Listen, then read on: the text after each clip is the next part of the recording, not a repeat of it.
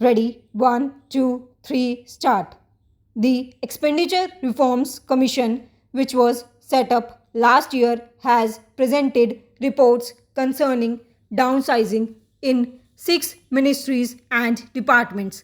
These include Department of Economic Affairs, Ministry of Information and Broadcasting, Ministry of Coal, Department of Heavy Industry, Department of Public Enterprises, and Ministry of Small Scale Industries. Reports of the Commission concerning other departments will also be received within the next 6 months. These recommendations will be implemented by 31st July 2001 and identified surplus staff transferred to the surplus pool. Para. Charity, it is said, must begin at home. I believe austerity too must begin at home.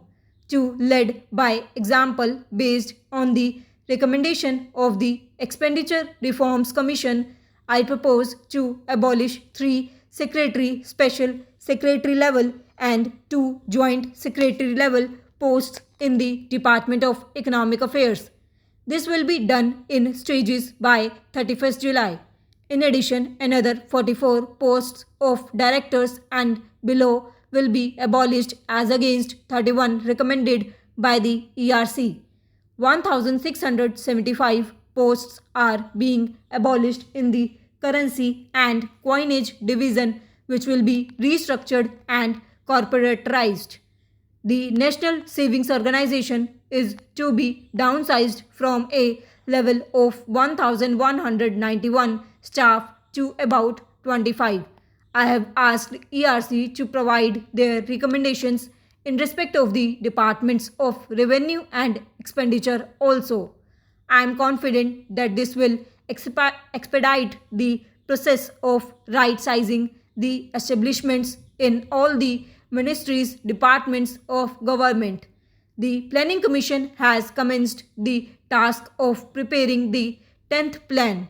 Given the severity of resource constraints, improvement in the quality of government spending is of the essence.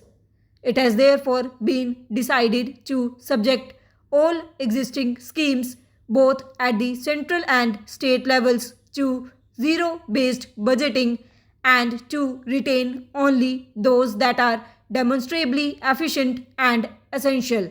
Furthermore, all schemes that are similar in nature will be converged to eliminate duplication. Centrally sponsored schemes that can be transferred to states will be identified. Resource flows will be linked to performance. Necessary procedural changes will also be made to speed up the decision-making process for approval of schemes. Utmost importance will be given to decentralized planning. The central government pension liability has reached unsustainable proportions as a percentage of GDP. It has risen from about 0.5% to 1% now. Para. As such, it is envisaged that those who enter central government services after 1st October 2001 would receive pension through a new pension program based on defined contributions.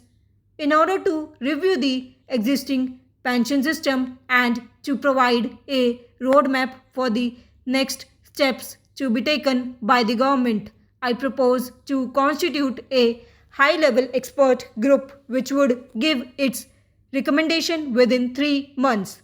I have drawn your attention to the increasing share of debt service burden in the expenditure budget caused by rising government debt and worsened by the prevalence of high real interest rates. Most interest rates in the economy are now market determined, but their movement downward is constrained by the rigidities inherent in the administered interest rates governing the contractual saving sphere, that is, provident fund and small savings schemes. I have examined this issue very carefully. I find that the interest rates provided in all these schemes seldom exceeded consumer price inflation by more than 3% between 1980 and 1998. Since then, this difference has risen to 6 to 8%.